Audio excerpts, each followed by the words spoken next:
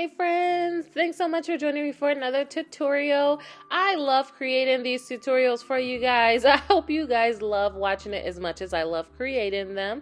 So I am trying to recreate something that I had seen another YouTuber make. I love recreating just because one, it's just I love to see the different color schemes that they use to try to see if I can recreate it. So nonetheless, the first thing I always do with my molds is I always spray them with 99% alcohol, and then I wipe them down either with a baby wipe or a napkin, whatever I have readily available at that moment. And then I just waited just a few little seconds, and then I'm ready to pour. This just makes sure all the dust and all the things that will settle on my counters is then wiped away, so it's not on the finished piece. I am team small spaces, guys. That just means I work in an apartment with resin, and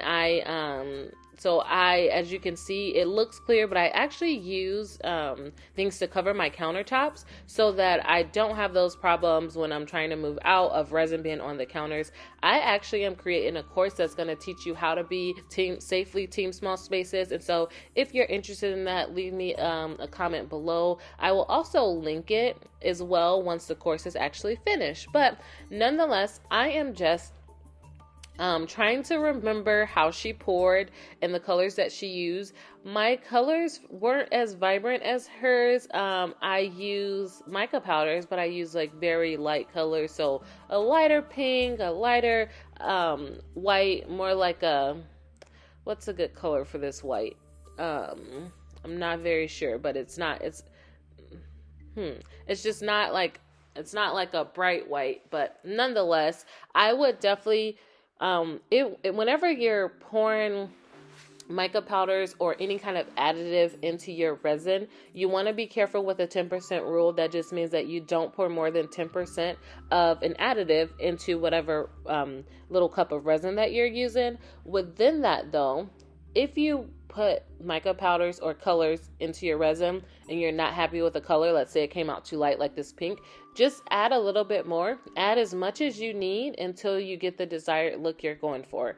And so that would have helped me here, but since I am doing 3 different pieces, I wanted to make sure that I was using the same colors for all of them. So I didn't want to get wrapped up in like after I've already mixed these colors, trying to change the colors, and then it didn't look cohesive. So I stuck with my color scheme, and this is what I came out with. If I do the project again, I will definitely add more mica powders just so that I can have deeper, richer colors, and it doesn't look as opaque because that's all. So guys, the next thing that I'm doing here, let me just talk about the resin that I use. I use PCB resin for all of my projects. It's just really easy for me. Not only is it food safe, it also doesn't have that harsh smell that most resins have. And it's also equal parts part A, part B. So that's just easy for me personally. I'm not a mathematician. I'm not trying to do math while I do resin. So I just do like 2 ounces of A, 2 ounces of B, mix it in the measuring cup for 3 to 5 minutes. I am good to go. I then separate my resin into these little small pouring pitchers, and then that's when I add my mica powders. I use mica powders more than alcohol inks, but I also use alcohol inks as well. This just helps me control the pour more. If I do like 2/3 of the way full of these cups, then the pour is perfect. If I overfill it, like if it's filled to the top, then sometimes when I'm pouring, it will run down the side, but not a big deal. Just be mindful, especially if you're a team small spaces like me. If you have a certain spot cleared off and then put away to work with resin, just be mindful when you're pouring how much you're actually putting in the cup, because this can happen with any cup that you use. And so so this works for me. Like I said, I have a little bit of clear resin there. If you can see, not only did I pour too much, I also like to leave a lot of clear resin left over just in case. So as I'm doing this project, I'm kind of winging it. I'm trying to remember what she did, but I'm also kind of winging it. I want these colors to show. I want all the different colors to show, but I also want to be mindful that I'm going to be adding glass pieces soon too. So I'm just trying to plot out where my glass pieces will be. But guys, when you use things like glass pieces in your resin, you want to make sure that it's completely covered. I made this for my cousin who wanted to use it as a jewelry stand. So I guess in that instance, it's not as big of a deal. But these are traditionally used as like cupcake stands, food trays and things like that. So you want if you use glass pieces and things like that, you want that to be completely covered in the resin, not sticking out at all, so that it's not harming anyone, no matter what you're using it for, to be quite honest. And so I am trying to make sure that I put a bottom layer on this piece before I add my glass pieces. So now you see that I'm adding my glass pieces.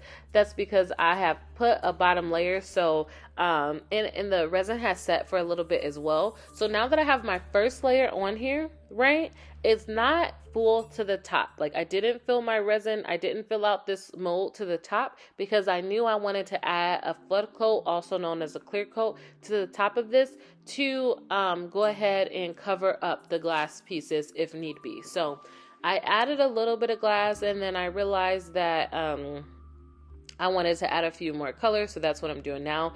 But what I'm trying to add as many colors and things now. The glass is kind of one of the last things I want to add here, and so that way nothing else moves, right? So I still need to use the heat gun to like pop the bubbles and things like that, but the glass is kind of like the final portion of this piece, and so now that I have my glass laid, I'm gonna let it set for a little while, and then I can come back once it's set and add a clear coat.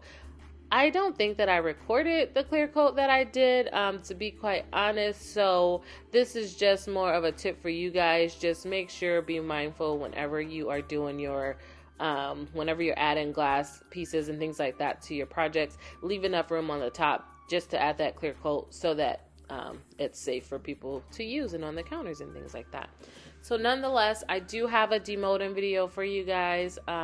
Thank you guys so much for joining me. As always, leave me a comment if you have any questions. I'll link in the description box below where I got most of these things from. And I'll leave in the description as well my link for PCB resin. You will get a discount code if you click on that link that I provide. But nonetheless, thank you for all of your support. And until next time.